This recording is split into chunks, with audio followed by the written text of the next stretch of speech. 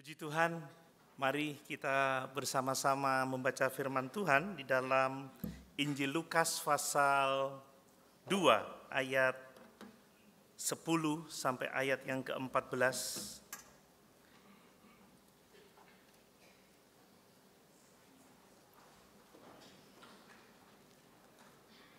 Injil Lukas, atau kita baca saja mulai ayat yang ke-8 ya. Lukas pasal 2 ayat 8 sampai ayat yang ke-14. Ini adalah kabar sukacita dari malaikat yang disampaikan kepada para gembala di padang pada waktu itu 2000 tahun yang lalu. Demikian firman Tuhan. Di daerah itu ada gembala-gembala yang tinggal di padang menjaga kawanan ternak mereka pada waktu malam. Tiba-tiba berdirilah seorang malaikat Tuhan dekat mereka, dan kemuliaan Tuhan bersinar meliputi mereka, dan mereka sangat ketakutan. Lalu kata malaikat itu kepada mereka, "Jangan takut, sebab sesungguhnya aku memberitakan kepadamu kesukaan besar untuk seluruh bangsa. Hari ini telah lahir bagimu juru selamat, yaitu Kristus Tuhan di kota Daud. Dan inilah tandanya bagimu, kamu akan menjumpai seorang bayi dibungkus dengan lampin dan terbaring di dalam palungan. Dan tiba-tiba tampaklah bersama-sama dengan malaikat itu sejumlah besar bala tentara sorga yang memuji Allah, katanya, kemuliaan bagi Allah di tempat yang maha tinggi, dan damai sejahtera di bumi di antara manusia yang berkenan kepadanya." Haleluya, puji Tuhan. Sebagaimana saya sampaikan minggu yang lalu, bulan ini saya ingin menyampaikan seri khotbah tentang Natal. Minggu lalu kita telah belajar bersama-sama dari kitab Nabi Yesaya pasal yang ke-9 bahwa ada pengharapan yang sangat besar dari berita Natal, dari kelahiran Tuhan dan Juru Selamat kita Yesus Kristus. Amin. Bapak Ibu kita yang hidup di dalam kegelapan, bangsa-bangsa yang hidup di dalam kekelaman telah menerima terang besar sebagai wujud kasih Allah kepada dunia ini, supaya hanya oleh anugerah, oleh iman kepada Yesus yang telah mati di atas kayu salib memikul dosa-dosa kita, kita dapat diselamatkan. Kita memiliki hubungan yang benar dengan Tuhan dan kita dikaruniai hidup yang kekal. Sungguh ini pengharapan yang sangat besar, sukacita besar. Dan mari kita di saat-saat kita merayakan Natal seperti sekarang ini, bahkan puncaknya tanggal 25 nanti, mari kita hidup di dalam pengharapan sebagaimana ditawarkan oleh Tuhan dan Juru Selamat kita Yesus Kristus. Amin. Pagi ini saya dari ayat-ayat ini saya akan menyampaikan sebuah khotbah dengan tema kabar sukacita bagi semua orang. Bapak Ibu senang mendapatkan kabar sukacita? Puji Tuhan. Bapak Ibu, berbicara mengenai kabar atau berita ya, dalam kehidupan ini kita banyak kali menerima kabar. Kita sering kali menerima berita. Ya. Bahkan kita cari-cari kabar. Kita cari-cari berita. Ada kabar yang isinya kabar baik. Ada juga kabar yang buruk atau kabar yang tidak baik. Sering kali kita mendengar tentang kabar yang mendatangkan kegembiraan atau kabar sukacita, tetapi ada kalanya kita juga mendengarkan kabar duka cita. Ada banyak kabar yang kita dengar selama kita hidup ya di atas muka bumi ini. Nah, berbicara tentang kabar sukacita atau kabar baik, saya mau menyatakan kepada kita semua bahwa tidak ada kabar sukacita, tidak ada kabar baik, tidak ada kabar yang mendatangkan kesukaan besar ya, yang lebih penting, yang lebih besar, yang lebih berdampak daripada kabar tentang kelahiran Yesus Kristus 2000 tahun yang lalu yang pertama-tama disampaikan kepada para gembala. Amin Bapak Ibu. Tentunya kita semua pernah mendengar kabar baik, kabar yang membuat kita senang, kabar yang membuat kita bersuka cita, kabar yang membuat kita bergembira. Tetapi tidak ada kabar sukacita yang lebih besar dari kabar kelahiran Yesus Kristus. Amin. Tidak ada kabar yang lebih penting daripada kabar kelahiran Yesus Kristus, Natal Kristus yang sebentar kita rayakan. Tidak ada berita yang mendatangkan kesukaan besar yang lebih berdampak pada kekekalan selain kabar dari kelahiran Tuhan dan Juru Selamat kita Yesus Kristus. Mari kita bersyukur karena kita masih bisa menikmati Natal tahun ini. Kita diingatkan bahwa ada kabar baik. Mungkin Bapak Ibu banyak mendengar kabar yang tidak baik hari-hari ini. Atau mungkin ada kabar sukacita tetapi tidak begitu banyak. Tapi pagi hari ini saya mau mengingatkan, ada kabar sukacita yang harus terus bergema dalam kehidupan kita. Itulah kabar kelahiran Tuhan dan Juru Selamat kita Yesus Kristus. Nah, Bapak Ibu, saya juga mau menegaskan bahwa kelahiran Yesus Kristus itu adalah kabar sukacita yang membawa pengharapan.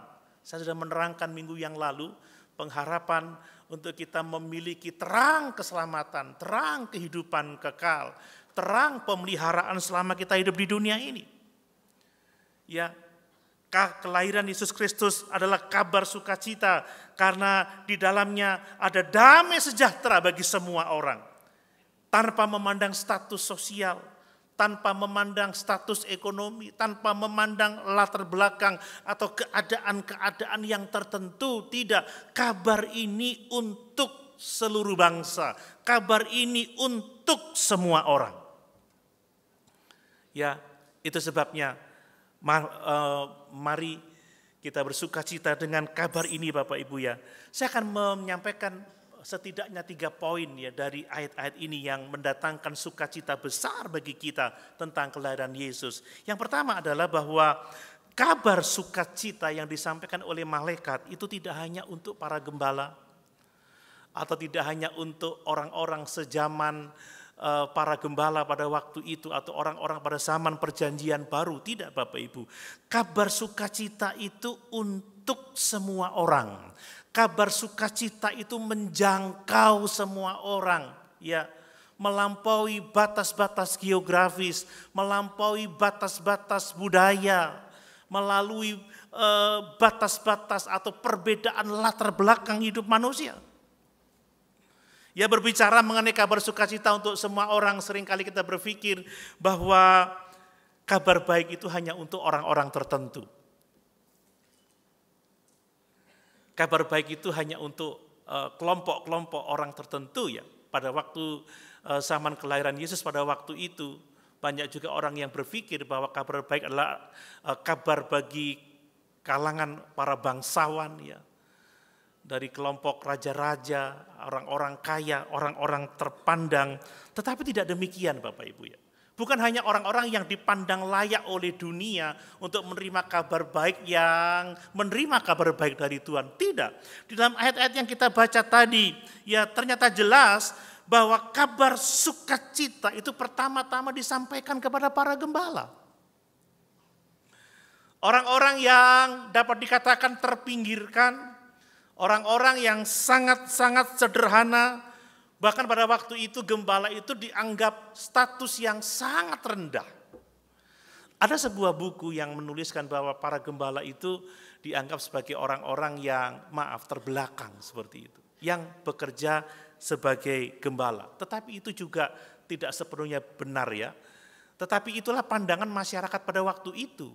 Sebab kalau kita mengingat Daud seorang gembala, ya, dan ada banyak tokoh-tokoh perjanjian lama yang menggembalakan ternak, tetapi pada budaya pada zaman Yesus ada yang memandang itu adalah orang-orang yang sangat-sangat terbelakang. Menurut mereka seperti itu, tidak dihormati. Tetapi sekali lagi bahwa kabar sukacita, kabar kesukaan besar itu pertama-tama untuk orang-orang yang terpinggirkan, orang-orang yang dipandang rendah. Ini menunjukkan bahwa kelahiran Yesus itu adalah berita yang tidak eksklusif untuk orang-orang tertentu, tetapi ini berita untuk semua orang. Sekali lagi, tanpa memandang status, tanpa memandang latar belakang atau keadaan-keadaan yang lain, tidak sama sekali. Jadi saya mau menegaskan lagi bahwa sukacita itu adalah untuk seluruh bangsa. Wow. Ini kabar yang sangat besar. Ini kabar yang sangat luar biasa. Karena dikatakan, aku memberitakan kepadamu kesukaan besar untuk seluruh bangsa. Sekali lagi malaikat ini menyampaikan berita itu untuk seluruh bangsa. Ini menunjukkan bahwa keselamatan itu inklusif ya, tidak eksklusif. Tidak terbatas pada kelompok tertentu, tetapi kepada semua kelompok orang, Bapak Ibu. Dan ini juga mengingatkan kita bahwa melalui kelahiran Yesus, Allah menggenapi janjinya kepada Abraham. Kalau kita membaca di Kejadian pasal 12, ayat 1, 2, dan 3.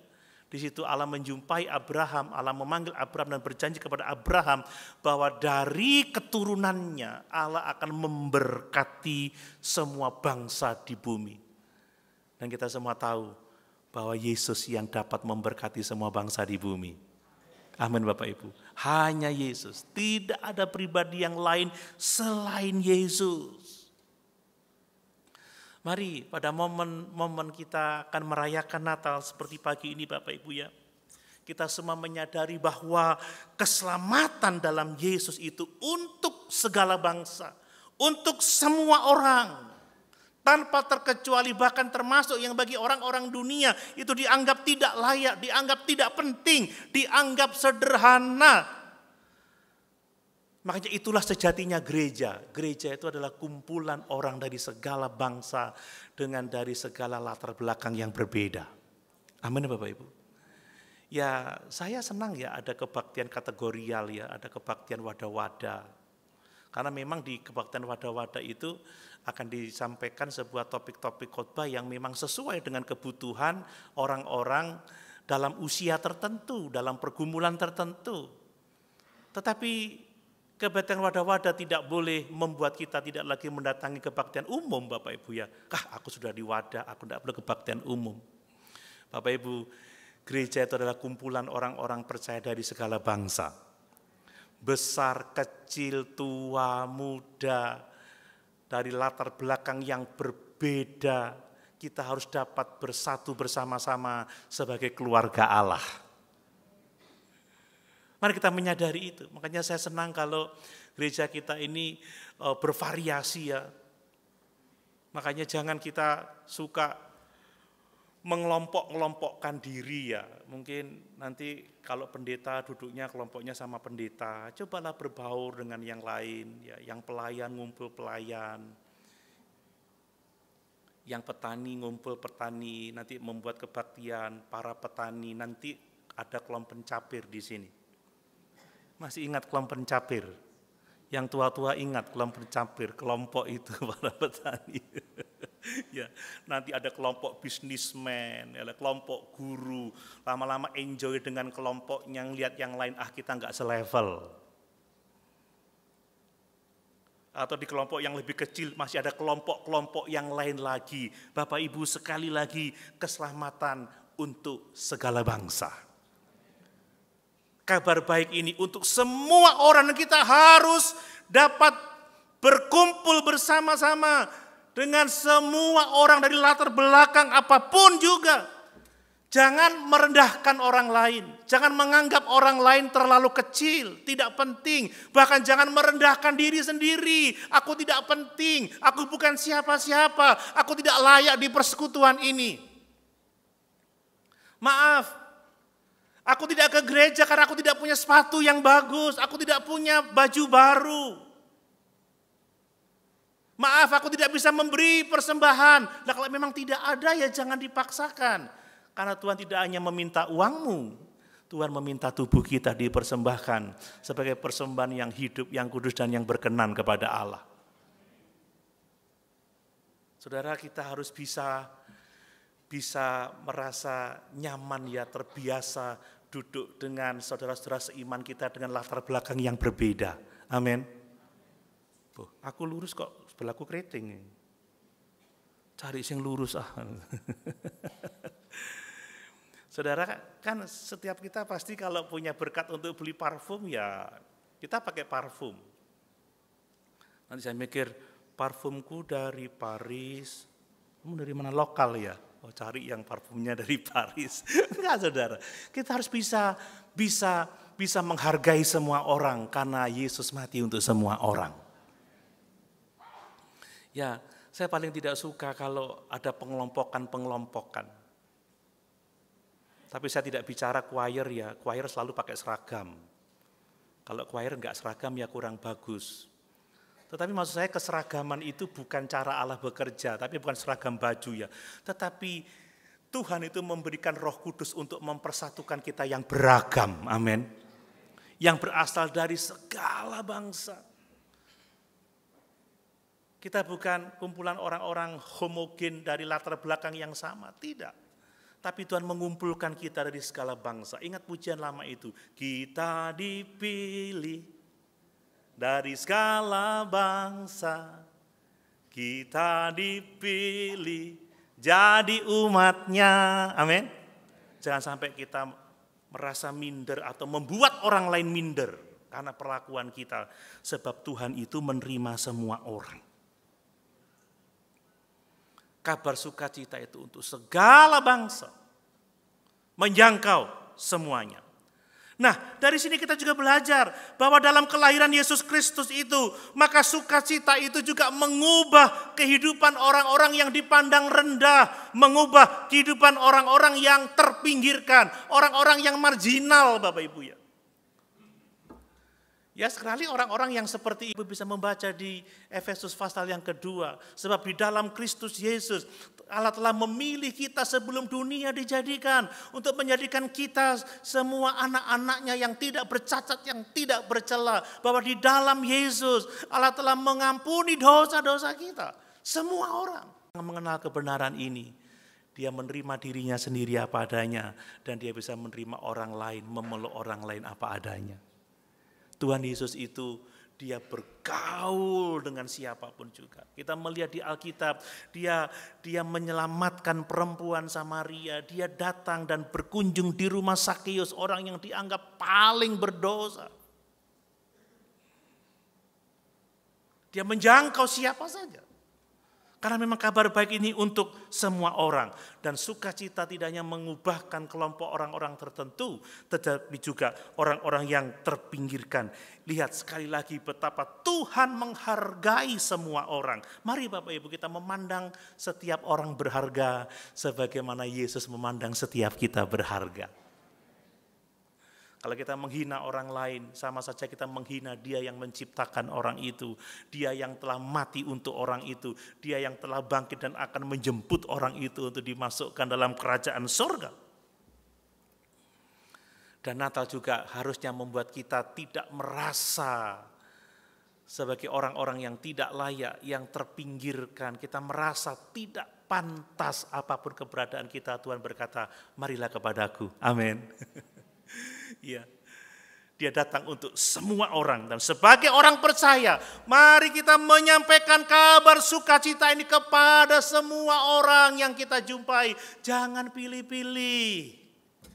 Siapapun yang kita jumpai, beritakan Injil, beritakan firman. Saudara ketemu dengan orang di mana? Ya.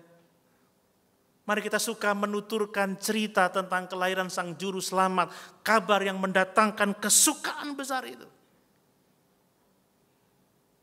Dan yang berikutnya Bapak Ibu ya, bahwa di dalam kelahiran Yesus Kristus ada sukacita karena ada kemenangan atas dosa dan kegelapan. Amin. Ini berkat terbesar yang dapat kita miliki ya dari Yesus Kristus Sang Juru Selamat itu. Perhatikan ayat-ayat itu ya, dia mengatakan seperti ini. Jangan takut sebab sesungguhnya aku memberitakan kepadamu kesukaan besar untuk seluruh bangsa. Hari ini telah lahir bagimu Juru Selamat, yaitu Kristus Tuhan di kota Daud.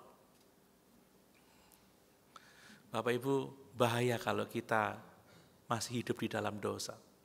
Sebab upah dosa adalah maut. Tentunya tidak ada seorang pun di sini yang ingin mengalami murka Allah.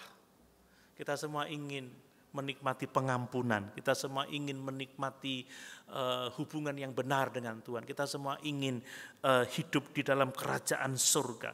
Jadi sukacita besar atau kesukaan besar itu adalah hasil dari kabar pengharapan akan kemenangan dosa. Kabar pengharapan akan kemenangan atas kegelapan. Bapak Ibu, dosa begitu menghancurkan kehidupan orang-orang yang hidup di dalam dosa. Dosa tidak akan pernah mendatangkan damai sejahtera. Dosa pasti akan menghancurkan. Makanya kemenangan atas dosa itu adalah berkat terbesar bagi kita. Kemenangan atas kegelapan itu adalah berkat terbesar bagi kita. Yesus datang, bukan untuk dilayani, tetapi untuk melayani dan menyerahkan nyawanya menjadi tebusan bagi dosa banyak orang. Ingat, minggu yang lalu juga saya sampaikan bagaimana dunia ini penuh dengan dosa, penuh dengan kegelapan. Tetapi di dalam Yesus kita memiliki pengharapan baru. Ini sukacita yang kita peroleh dari kemenangan atas dosa dan dari kemenangan atas kegelapan. Jadi mari kalau kita merayakan Natal di tahun ini, sukacita kita bukan sekedar emosi sesaat, perasaan sesaat karena kita menikmati pernak-pernik Natal, menikmati berbagai macam kegiatan yang menyukakan hati kita. Tetapi kebahagiaan sejati saat Natal adalah saat kita menyadari bahwa kita menerima pengampunan dosa dan dibebaskan dari kegelapan. Saya seringkali tidak memasalahkan hal-hal yang sifatnya jasmani. Nggak ada ini, nggak ada itu, tidak apa-apa. Ada puji Tuhan, kita nikmati. Karena kesukaan, karena pengampunan dosa, kelepasan dari kegelapan itu tidak dipengaruhi oleh hal-hal yang ada di luar kita. Itu dipengaruhi dari hubungan yang benar dengan Tuhan. Makanya puji-pujian lama jangan lupa juga dinyanyikan saya senang pujian lama itu tapi jarang dinyanyikan. Sekarang saya sudah bebas. Sekarang saya sudah bebas. Saya bebas oleh darahnya domba Allah. Sekarang saya bebas. Bebas. Haleluya. Amin. Kebebasan dari dosa, kebebasan dari kegelapan. Ini yang sangat penting.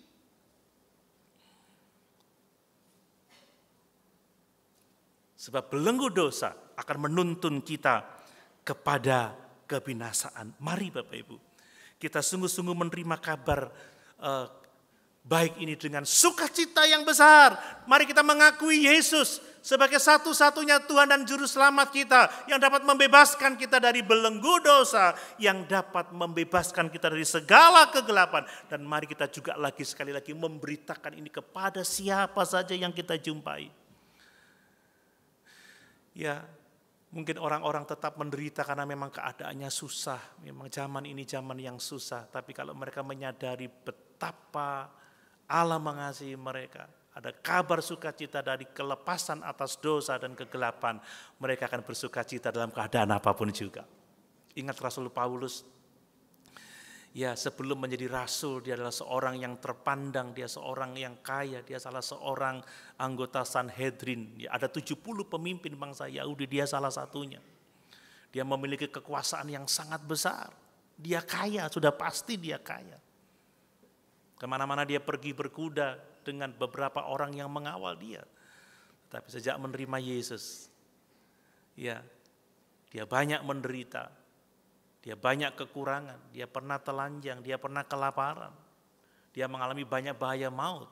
Tetapi dia bersukacita karena dia tahu bahwa dia telah dibebaskan dari dosa. Dan bahwa dia telah dibebaskan dari kegelapan yang mengikatnya selama ini. Yang membuat dia frustasi, yang membuat dia stres. Dan yang memberikan pengharapan baru, yaitu di dalam Tuhan dan Juru Selamat kita Tuhan Yesus Kristus. Amin Bapak Ibu, ini luar biasa.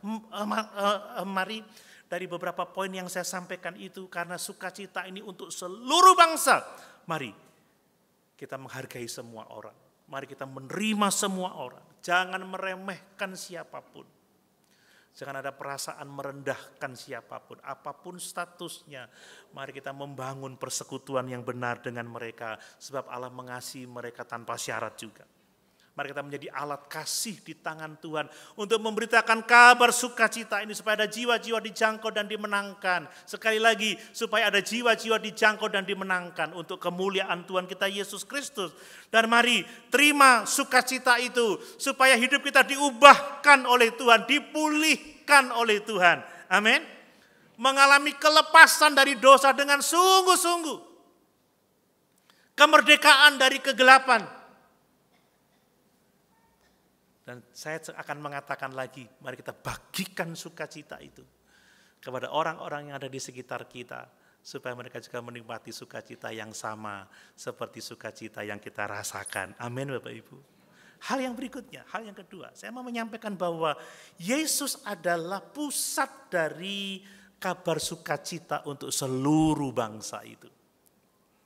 Bapak Ibu, dikatakan oleh Lukas, hari ini telah lahir bagimu juru selamat, yaitu Kristus Tuhan di kota Daud. Lukas mencatat berita yang dibawa oleh malaikat ini. Telah lahir bagimu juru selamat, yaitu Kristus di kota Daud. Dari sini kita tahu bahwa sesungguhnya Yesus adalah pusat dari kabar sukacita itu. Bapak Ibu yang dikasihi oleh Tuhan, tidak ada kabar baik, tidak ada kabar sukacita tanpa Yesus. Amin. Tidak ada, tidak ada. Karena Yesus adalah inti dari berita Natal itu. Yesus adalah inti dari perayaan Natal itu. Yesuslah jawaban dari semua kebutuhan kita. Dia jawaban dari kebutuhan kita atas keselamatan. Tadi saya sudah singgung, akan pengampunan dosa. Dialah yang kita butuhkan untuk dapat memulihkan hubungan kita dengan Allah. Dan dialah satu-satunya yang dapat memberikan pengharapan yang kekal, pengharapan hidup di dalam kerajaan surga. Yesuslah pusat dari kabar sukacita itu. Tidak ada kabar sukacita tanpa Yesus. Makanya aneh Bapak Ibu ya kalau gereja tidak memberitakan lagi Yesus. Tema Natal kita adalah Yesus jawaban. Ya, untuk tanggal 25, Yesus adalah jawaban. Jawaban atas setiap kebutuhan manusia yang sangat kompleks. Yesus jawaban sederhana bagi kita. Apapun masalah kita hanya perlu satu, kita perlu Yesus. Amin Bapak Ibu. Untuk masalah keberdosaan, untuk masalah apapun juga. Saudara mungkin berkata ada masalah rumah tangga, ada masalah pekerjaan, ada masalah pelayanan. Yesus berkata apa? Marilah kepadaku semua yang letih lesu dan berbeban berat, aku akan memberikan kelegaan kepadamu. Yesus satu-satunya jawaban. Tidak ada kabar sukacita tanpa Yesus. Intinya Yesus. Dia satu-satunya yang kita butuhkan.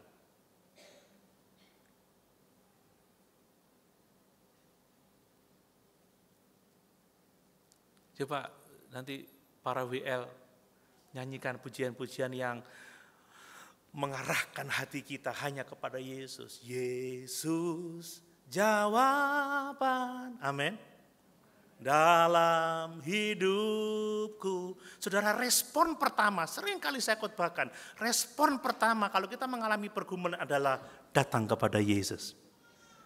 Respon pertama, kita menghadapi tantangan, ancaman, apapun itu, berdoa kepada Yesus. Cari Tuhan.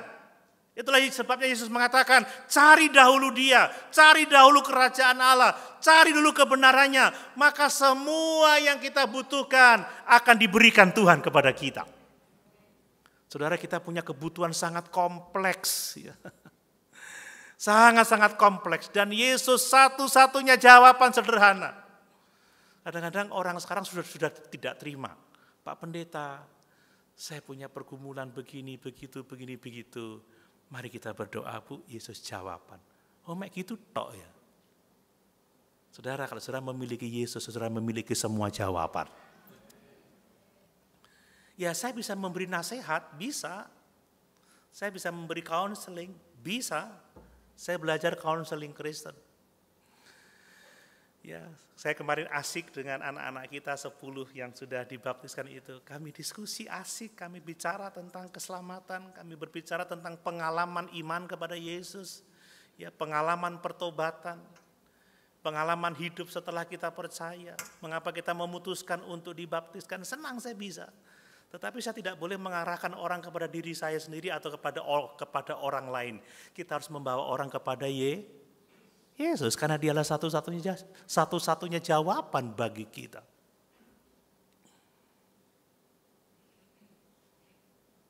Dialah satu-satunya yang kita butuhkan. Bapak Ibu, saya bisa memberikan nasihat, tetapi solusi semua ada pada Yesus. Dan nasihat-nasihat yang datang dari kita seharusnya membawa orang kepada Yesus. Beriman kepada Yesus, mengasihi Yesus, melayani Yesus. Karena dia jawaban. Jawaban sederhana dari semua kebutuhan kita yang sangat kompleks ini. Lihat, Yesus itu adalah pusat dari kabar sukacita karena apa? Tadi sudah saya singgung, dia adalah juru selamat satu-satunya yang dapat menyelamatkan kita dari permasalahan terbesar kita, yaitu dosa, keterpisahan dari Allah. Ingat Yesus mengatakan apa? Akulah jalan, akulah kebenaran, akulah kehidupan. Tidak ada seorang pun yang sampai kepada Bapa kalau tidak melalui aku. Yesus satu-satunya jawaban. Bapak Ibu, setelah bangsa Israel selama 450 tahunan, ya, mereka diperbudak di Mesir. Lalu Allah turun. Dikatakan seperti itu, Allah memperhatikan mereka. Dan ketika Allah turun, Allah memperhatikan mereka. Allah menyertai mereka melalui Musa. Dan sejak mereka dituntun keluar oleh Allah melalui Musa, Allah menyertai mereka di padang belantara. Mereka disertai siang hari dengan tiang awan, malam hari dengan tiang api. Mereka banyak menghadapi tantangan pergumulan. Mereka mengalami pengejaran, mereka kekurangan air, mereka kekurangan makanan. Mereka mengalami bahaya dari binatang-binatang buas dipagut oleh ular beludak. Banyak yang mati di sana. Tapi selagi ada bersama-sama Tuhan dengan mereka mengalami keselamatan. Yang dibutuhkan adalah iman, ketaatan. Bapak Ibu, orang-orang yang binasa di padang belantara selama perjalanan mereka adalah orang-orang yang tidak mau sungguh-sungguh percaya, orang-orang yang tidak mau sungguh-sungguh taat, tetapi selama ada kehadiran Tuhan dan orang-orang mengikut Tuhan, mengikut tiang awan di siang hari, mengikut tiang api di malam hari, berjalan bersama-sama dengan Tuhan, mereka selamat. Mereka menikmati pemeliharaan Tuhan yang luar biasa. Amin. 40 tahun makan mana, roti dari surga, saudara. Tidak perlu membayar. Luar biasa. Mereka butuh daging, mereka diberi daging oleh Tuhan. Mereka butuh air, Tuhan mengeluarkan air bahkan dari batu sekalipun. Ini adalah pertolongan Tuhan yang sangat luar biasa. Yesus adalah pusat dari kabar sukacita, sebab dia adalah juru selamat yang membebaskan kita dari dosa. Ingat di dalam Kisah Rasul pasal 4 ayat yang ke-12, di bawah kolong langit ini tidak ada nama lain yang diberikan kepadanya selain di dalam Yesus, supaya olehnya kita dapat diselamatkan. Mari, tidak ada kabar sukacita tanpa Yesus. Kalau kita mau bersukacita, miliki Yesus dalam kehidupan kita. Kalau mau orang lain bersukacita, bawa mereka kepada Yesus. Ya, dorong mereka untuk datang kepada Yesus. Ingat setelah kejatuhan manusia di dalam dosa, dalam Kejadian 3, manusia hidup dalam keterpisahan dari Allah. Adam dan Hawa diusir keluar dari taman yang sangat luar biasa indah dan memenuhi kebutuhan mereka. Dan sejak saat itu tidak ada seorang pun yang dapat mendekat kepada Allah dengan usahanya sendiri. Makanya Allah itu adalah yang berinisiatif ya, seperti yang saya sampaikan minggu yang lalu juga. Allah itu yang menjadi inisiator untuk keselamatan jiwa kita. Tidak ada usaha manusia yang dapat memulihkan hubungan mereka dengan Allah. Sampai Allah mengutus putranya yang tunggal Yesus Kristus itu. Yohanes 3 ayat yang ke-16. Karena begitu besar kasih Allah akan dunia ini, sehingga dia mengaruniakan anaknya yang tunggal, supaya barang siapa yang percaya kepadanya tidak binasa, melainkan beroleh hidup yang kekal. Bapak Ibu, Alkitab mengatakan kepada kita, ada tiga poin penting yang dibawa oleh Yesus ya berkaitan dengan keselamatan. Pertama adalah keselamatan dari hukuman dosa. Yang kedua adalah keselamatan dari kuasa dosa. Dan yang ketiga adalah keselamatan dari kehadiran dosa. Ini yang seringkali disebut sebagai 3 aspek keselamatan. Kita itu sudah diselamatkan, sedang diselamatkan, dan akan diselamatkan. Ini berbicara mengenai keselamatan dari hukuman dosa. Alkitab mengatakan orang-orang yang percaya, yang menerima anugerah oleh iman, itu dibenarkan oleh Allah. Secara hukum kita dinyatakan sebagai orang-orang benar. Kita diampuni dari dosa-dosa kita. Kita dibebaskan dari hukuman dosa. Makanya dalam Roma pasal yang ke-8 dikatakan, tidak ada penghukuman bagi orang-orang yang percaya kepada Yesus. Kita sudah diselamatkan. Saya kemarin bertanya kepada anak-anak kita yang dibaptis tadi. Setelah kami diskusi ngomong-ngomong, seandainya ini tiba-tiba ada gempa bumi dahsyat lalu ruang agape ini runtuh, kita ditimpa balok-balok beton di atas lalu kita mati. Yakin masuk surga?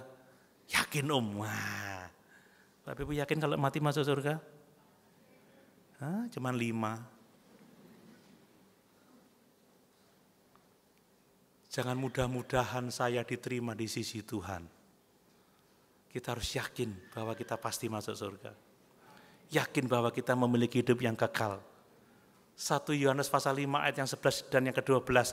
Kalau kita memiliki anak, kita memiliki hidup. Kalau kita tidak memiliki anak, kita tidak memiliki hidup. Kalau kita percaya Yesus, kita tidak binasa, melainkan beroleh hidup yang kekal. Kita telah dipindahkan dari dalam maut ke dalam hidup. Ini yang namanya kita sudah diselamatkan dari hukuman dosa. Kalau kita nanti menghadap tahta pengadilan Kristus, itu bukan pengadilan tahta putih, bukan. Kita akan dihakimi untuk menerima upah dari apa yang kita lakukan selama di dunia ini. Makanya kata Tuhan Yesus, jangan kumpulkan harta di bumi, tapi kumpulkan harta di sorga. Tidak ada penghukuman bagi orang yang percaya kepada Yesus. Kita baca saja supaya Bapak Ibu yakin ya. Di dalam Roma pasal 8. Roma pasal 8 ayat 1. Luar biasa itu. Demikianlah sekarang tidak ada penghukuman bagi mereka yang ada di dalam Kristus Yesus. Amin. Roh yang memberi hidup telah memerdekakan kamu dari Kristus, dari hukum dosa, dari hukum maut. Makanya Paulus juga mengatakan, kita tidak ditetapkan untuk ditimpa murka, tetapi kita ditetapkan untuk menerima berkat. Itulah berkat kehidupan yang kekal, itulah berkat keselamatan, itulah berkat persekutuan yang dipulihkan dengan Allah. Kita sudah diselamatkan, artinya kita telah diselamatkan dari hukuman dosa. Kita anak-anaknya yang kekasih. Kalau Allah menghajar kita karena dia mengasihi kita, dia mendisiplin kita, dia tidak menghajar untuk menghancurkan kita, dia menghajar untuk kebaikan kita. Amin. Nah yang berikutnya adalah kita sedang diselamatkan. Apa artinya kita sedang diselamatkan? Artinya bahwa kita sementara dikuduskan oleh Tuhan. Kita sementara diselamatkan dari kuasa dosa. Kita diperbaharui terus menerus ke arah Kristus. Kita dimuliakan sampai kepada kemuliaan sempurna sama seperti Yesus. Bapak Ibu, selama kita masih hidup, kita masih mengalami kuasa dosa. Makanya kenapa orang Kristen bisa berdosa? Ya karena kita masih hidup di dalam daging, hidup di dalam dunia. Makanya Allah memanggil kita yang sudah diselamatkan melalui Rasul Petrus, kuduslah kamu sebab Tuhan Allahmu kudus. Bapak Ibu, orang Kristen itu masih bisa berbuat dosa, tetapi orang Kristen tidak hidup di dalam dosa. Amin. Saya bisa salah, kadang saya marah juga, ya, kadang saya juga kecewa, ada kalanya saya juga putus asa, tetapi saya enggak selamanya marah, saudara. Saya enggak selamanya putus asa. Saya enggak selamanya kecewa. Kalau saya metutut pagi ini sebelum matahari tenggelam, saya sudah senyum lagi, saudara. Amin. Jadi Kristen metutut selama-lamanya, seumur hidup. Marah tak berkesudahan. Mendendam. Itu bukan orang Kristen. Saudara jangan dipikir saya enggak pernah marah. Saya semalam juga marahan sama istri. Tapi karena malam enggak jadi marah. Nunggu besok matahari terbenam, saya khotbah apa pagi ini. Gitu ya. Haleluya.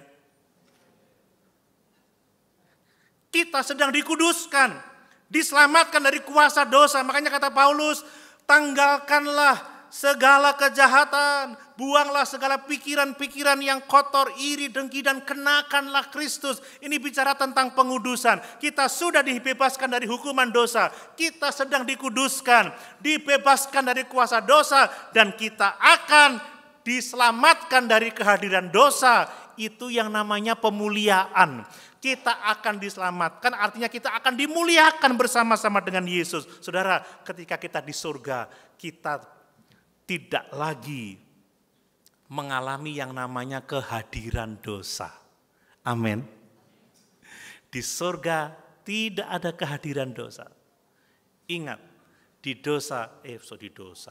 surga itu, saudara, yang ada adalah Allah dan semua orang kudusnya bersama dengan seluruh malaikat-malaikat. Tidak ada kehadiran dosa di dalam kerajaan surga. Ini keselamatan kita. Jadi kita ini yang percaya Yesus, kita sudah diselamatkan dari hukuman dosa. Tidak perlu takut lagi hukuman. Allah itu mengasihi kita. Dia sudah membebaskan kita dari hukuman dosa. Kita sedang dikuduskan oleh Tuhan. Jadi kalau kita berbuat baik bukan untuk selamat, tetapi sebagai pengudusan hidup kita. Dan kita akan diselamatkan dari kehadiran dosa. Kita akan hidup bersama-sama dengan Yesus tanpa kehadiran dosa. Dan demikianlah kita menikmati kemuliaan kekal selama-lamanya. Amin. Ini luar biasa Bapak Ibu. Dan yang berikutnya, Yesus adalah pusat dari kabar sukacita. Karena apa? Karena Yesus adalah Kristus yang diurapi untuk menggenapi rencana Allah. Ya, kita tadi membaca di dalam Lukas pasal 2, ya, ayat yang ke-11, hari ini telah lahir bagimu juru selamat, yaitu Kristus. Bapak Ibu, Kristus itu dari kata Yunani Kristos. Kristos itu artinya yang diurapi. Kristus itu artinya yang ditetapkan. Yesus itu menjadi pusat dari kabar sukacita karena dialah Kristus. Dialah yang diurapi untuk menggenapi rencana Allah. Bapak Ibu, tidak ada pribadi lain yang disebut Kristus selain Yesus. Bapa bukan Kristus, saudara ya. Roh Kudus bukan Kristus. Yang disebut Kristus itu Yesus. Karena Yesuslah yang ditetapkan oleh Allah untuk menggenapi rencananya. Ya, jadi dialah pusat dari berita sukacita itu. Apa yang ditetapkan? Ditetapkan Allah atas diri Yesus Kristus. Yang pertama Bapak Ibu, dia itu ditetapkan sebagai raja atas kita semua. Amin.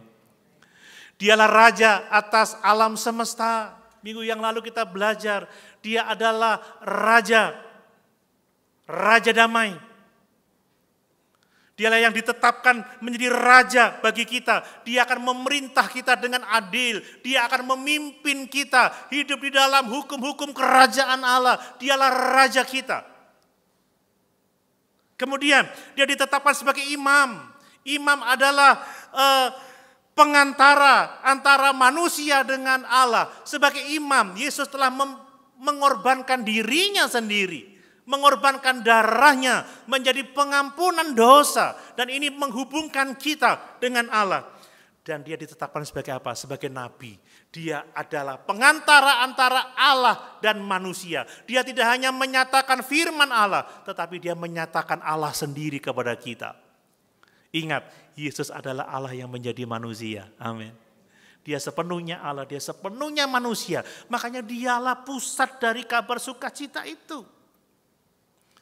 Mari Bapak Ibu di momen Natal ini kita benar-benar menjadikan Yesus sebagai Raja kita. Pemimpin hidup kita. Jadikan dia pemerintah atas hidup kita. Ya, sukacita Natal bukan hanya sekedar kelahiran seorang bayi, tetapi kelahiran seorang raja di atas segala raja. Kristus yang menggenapi rencana Allah. Dan karena dia yang menggenapi rencana Allah, karena dia raja kita, karena dia nabi yang menyatakan Allah kepada kita. Ya, kepada murid-muridnya dia berkata, ketika engkau melihat aku, engkau melihat Bapa, sebab aku dan Bapa adalah satu. Dialah puncak dari penyataan Allah tentang dirinya. Dan dia adalah imam besar agung yang telah mempersembahkan darahnya sendiri untuk keselamatan jiwa kita. Yang berikutnya, Yesus itu adalah pusat dari kabar sukacita karena dia adalah Immanuel. Dia adalah Tuhan. Dia adalah Allah yang menyertai kita. Amin. Alkitab mengatakan, telah lahir bagimu yaitu Kristus Tuhan. Bapak Ibu, gelar Tuhan ini menunjukkan otoritas ilahi loh ya. Menunjukkan bahwa dia adalah penguasa atas segala sesuatu. Dia pencipta segala sesuatu. Dia yang memiliki segala sesuatu. Dia tidak hanya sekedar juru selamat, tetapi dia Tuhan yang harus ditaati. Tuhan yang harus disembah. Tuhan yang harus dihormati. Makanya Natal sebenarnya memanggil kita untuk menyembah Tuhan. Tuhan yang ada bersama-sama dengan kita. Immanuel, Allah yang beserta kepada kita. Berbicara Yesus sebagai Allah yang menyertai kita. Mari kita serahkan kendali hidup kita kepada Tuhan. Bapak Ibu, kita tidak bisa mengatur hidup kita sendiri. Kita tidak bisa mengerjakan segala sesuatu sendiri. Saudara, kalau kita memikirkan sendiri, mengatur sendiri, stres Bapak Ibu. Izinkan Tuhan yang mengatur kehidupan kita. Ingat, kalau kita mikirkan semuanya, bergantung pada kekuatan sendiri, kita nggak akan mampu, nggak akan bisa. Dapatnya apa? Nggak bisa tidur, selalu khawatir, selalu cemas. Tak jarang kita putus asa, tapi kalau kita percaya kepada Tuhan yang berkuasa, Tuhan yang menyertai kita, percaya dia sanggup menolong kita. Kalau ada banyak hal yang belum kita ketahui, katakan, pikiran Tuhan bukan pikiranku, jalan Tuhan bukan jalanku. Aku percaya kepadamu Tuhan, rencanamu yang terbaik bagiku. Serahkan kendali hidupmu kepada Tuhan. Amin Bapak Ibu. Dan yang poin terakhir saudara, ternyata damai sejahtera yang Yesus berikan itu damai sejahtera yang membawa sukacita sejati itu. Jadi kabar sukacita itu adalah kabar sukacita yang berasal dari damai sejahtera yang Yesus anugerahkan kepada kita. Kita membaca tadi, kemuliaan bagi Allah di tempat yang maha tinggi dan damai sejahtera, perhatikan, damai sejahtera di bumi di antara manusia yang berkenan kepadanya. Berbicara mengenai damai sejahtera yang mendatangkan sukacita, yang pertama-tama kita sudah berdamai dengan Allah. Amin. Hanya Yesus yang mendamaikan kita dengan Allah. Kalau kita berdamai dengan Allah, enak Bapak Ibu. Kapan saja kita bisa menghampiri tahta kasih karunia-Nya untuk mendapatkan pertolongan kita pada waktunya. Kalau kita belum berdamai dengan Allah, jangan mimpi ada sukacita. Jangan mimpi ada kebahagiaan. Jangan mimpi ada kegembiraan. Tidak ada. Semua orang yang berdamai dengan Allah, dia memiliki sukacita sejati. Mereka akan bisa menyanyi dalam suka dukaku kan tetap tersenyum. Karena apa? Karena dia sudah berdamai dengan Allah. Bapak Ibu, damai sejahtera dengan Allah ini mengalir dalam hidup kita. Ini sifatnya karunia ilahi ya. Ini pemberian dari Allah. Ini sukacita yang tidak berasal dari hal-hal yang ada di luar kita, hal-hal jasmani. Tetapi ini sukacita yang mengalir dari hubungan yang benar dengan Allah. Saudara, kalau Bapak Ibu lagi marahan sama istri, sama suami, ada damai enggak? Halo? Waduh sudah, tidurnya gelebak. Melihat lagi marah saudara ya. Mau nyapa lagi ngambek, enggak ada sukacita. Kalau kita enggak berdamai dengan Allah, enggak ada sukacita sama sekali. Tapi ketika kita berdamai dengan Allah, sukacita besar ada dalam kehidupan kita. Kemudian damai sejahtera yang mendatangkan sukacita adalah damai sejahtera karena apa? Karena melalui damai sejahtera dengan Allah, Allah itu menolong kita untuk berdamai dengan sesama kita. Ini berbicara mengenai rekonsiliasi. Ada damai sejahtera dengan orang-orang yang ada di sekitar kita. Ketika kita berdamai dengan Allah, kita mampu berdamai dengan orang-orang yang ada di sekitar kita. Amin. Barang siapa mengasihi Allah tetapi membenci saudaranya, dia menipu diri sendiri. Kalau saudara mengaku cinta Tuhan tapi enggak mau akur dengan sesama orang percaya, enggak berdamai dalam keluarga, enggak berdamai di lingkungan kerja, maka pengakuan kita sebagai pengikut Kristus itu palsu, saudara. Yohanes mengatakan, kalau kita ada di dalam terang, tetapi kalau kita mengaku di dalam terang tetapi membenci saudara kita, kita menipu diri sendiri. Dan damai sejahtera yang membawa sukacita adalah damai sejahtera yang menenangkan hati kita sekalipun kita ada di tengah-tengah badai. Amin Bapak Ibu. Sang Immanuel itu adalah Allah yang menyertai kita. Kalau saudara benar-benar merasakan kehadiran Tuhan, mengalami kehadiran Tuhan, maka ada damai yang menenangkan hati kita. Ingat, ketika murid-murid menyeberang danau Galilea, ada badai yang besar. Mereka merasa ketakutan, merasa akan binasa. Tetapi ketika Yesus menghardik danau itu, menghardik angin itu, maka tenanglah danau itu. Maka mereka mengalami sukacita yang sangat luar biasa. Bapak Ibu, apapun yang kita hadapi, kalau kita sadar Yesus ada bersama-sama dengan kita, kita tidak akan takut bahaya. Ada damai. Mazmur 23 mengatakan, Daud menuliskan, sekalipun aku dalam lembah kekelaman, dalam badai kehidupan yang hebat, dalam pergumulan yang sangat besar, apapun itu. Mungkin masalah kesehatan, masalah keluarga, masalah pelayanan, masalah ekonomi, masalah apapun juga. Mari kita berkata seperti Daud, sekalipun aku dalam masalah seperti itu, aku ada damai sejahtera. Aku tidak takut bahaya, sebab Immanuel, Allah beserta kita. Amin. Sama-sama kita berdiri.